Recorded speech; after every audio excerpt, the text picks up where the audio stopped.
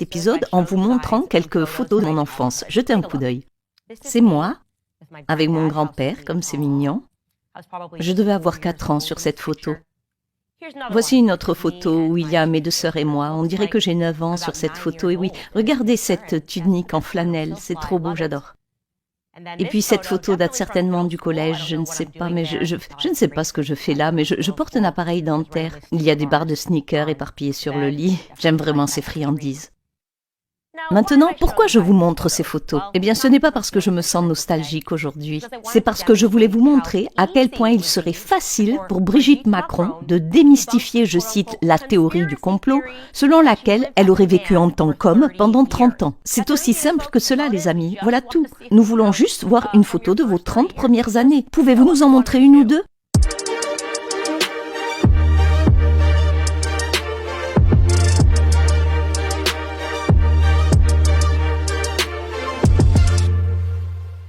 Très bien les amis, nous étions top tendance hier en France. Oui, Candace Owen en France. Une grosse affaire, j'adore. Pourquoi? Pour avoir mené une recherche fondamentale. Une enquête vraiment fondamentale sur les affirmations crédibles selon lesquelles Brigitte Macron est en fait née Jean-Michel Trogneux et a vécu pendant 30 ans en tant qu'homme avant de transitionner en femme. Et devinez quoi? Emmanuel Macron est furieux. Il est très énervé. Regardez ce titre du Daily Mail. On peut y lire « Emmanuel Macron, furieux, s'exprime enfin sur les affirmations selon lesquelles sa femme Brigitte est née homme. » Oh! Il est vraiment furieux. Il est tellement furieux. Que va-t-il faire? Eh bien, je lui suggère de montrer des photos des 30 premières années de la vie de sa femme. C'est aussi simple que ça. Tant de colère, tant de noms, tant d'insultes, tant d'attaques ad nominem. Aucune tentative de débunkage. Pourtant, c'est si facile. C'est vraiment si facile. Pourquoi est-ce si important? Certains se demandent pourquoi c'est important. Je veux juste vous demander de revenir en arrière.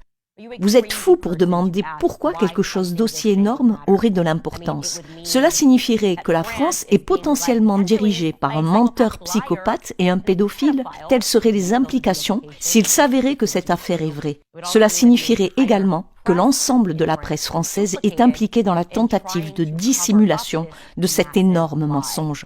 Pour quelle autre raison est-ce important? Jetez un coup d'œil à ce tweet écrit par ce ressortissant français. Il se traduit en gros par « La folie, c'est d'avoir fermé les yeux, nous les Français, en 2017.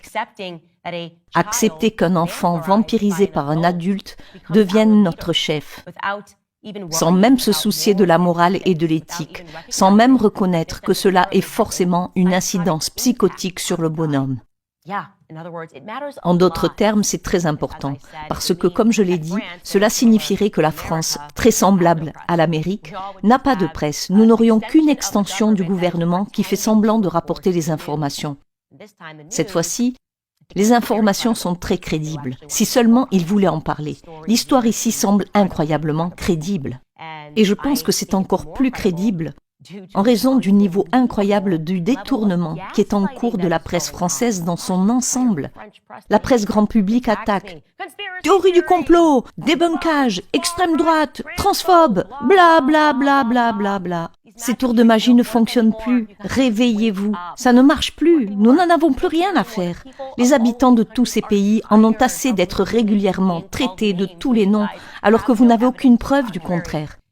Et peut-être que la raison pour laquelle des gens comme moi existent et ont une tribune, c'est parce que vous avez menti sur absolument tout. Vous ne cessez de vous faire prendre en flagrant délit de mensonge. Par exemple, le Covid. Nous avons dénoncé cette fraude dès le début. Désormais, tout le monde admet que peut-être on s'est trompé. Non, non, non. Vous avez toujours su que vous vous trompiez. Vous avez testé le pouvoir dont vous disposiez au niveau international en ce qui concerne le Covid. Forcez les gens à se conformer à des absurdités. Aussi avec BLM. Je me suis immédiatement demandé où allait tout cet argent. Puis j'ai révélé qu'il s'agissait d'une fraude dans un documentaire entier. Donald Trump, oh, il est comme Adolf Hitler. C'est un mensonge. La Russie, l'Ukraine, l'ordinateur portable de Hunter Biden. Vous n'arrêtez pas de mentir. Ce que j'ai à faire est en fait très simple et très amusant. Mon travail est en fait si facile. Tout ce que j'ai à faire, c'est de ne pas mentir et de ne pas tromper le public. J'essaie de répondre à leurs questions. Récapitulons brièvement ces affirmations. Et si vous ne savez pas de quoi nous parlons, retournez au début et regardez l'épisode de lundi. Il a déjà été visionné plus d'1 million de fois. Les gens du monde entier sont attentifs car, comme je l'ai dit, les mensonges racontés dans la presse en ce moment sont absolument insensés. Je récapitule brièvement. Premier point, on prétend que Brigitte Macron a vécu en tant qu'homme, prénommé Jean-Michel, pendant 30 ans avant de devenir Brigitte. Voici une photo, côte à côte. C'est tout de suite très crédible. Deuxième point, Brigitte Macron affirme que non, Jean-Michel est son frère. Le problème, c'est que son frère a disparu. Elle prétend que son frère est en vie. Il serait très facile pour elle de se promener avec lui et de dire « Voici Jean-Michel ». Il se trouve que nous nous ressemblons, mais non, Brigitte Macron refuse de le faire. Et puis en termes de données généalogiques, les gens sont sur Internet et cherchent. Ce qu'ils ont révélé, c'est qu'une personne nommée Jean-Michel a existé pendant une 30aine d'années, puis a cessé d'exister. Et tout à coup, Brigitte Macron est arrivée et a existé. Donc oui, c'est problématique. Troisième point, il n'existe aucune photo de Brigitte Macron au cours des 30 premières années de sa vie. C'est le point le plus important. Encore une fois, comme je l'ai démontré, il est très facile de montrer des photos de votre vie durant vos 30 premières années. En fait, c'est le contraire qui se produit. À un moment, la presse a essayé de faire passer une photo en noir et blanc de sa fille et a dit « Voilà Brigitte ». Une tentative désespérée de prétendre que Brigitte a existé en tant qu'enfant. Voici une photo côte à côte. Il s'agit manifestement de Tiffen sur cette photo. Tiffen est le nom de sa fille.